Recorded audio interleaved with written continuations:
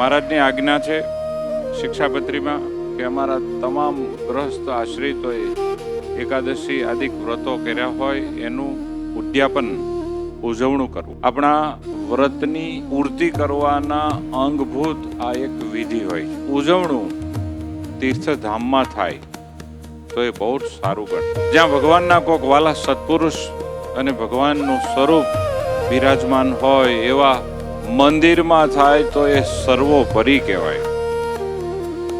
આજનું ઉદ્યાપન એટલે જોઈ લો, જમાવટ કરી છે ને, હે શેનું યુનિક વાત.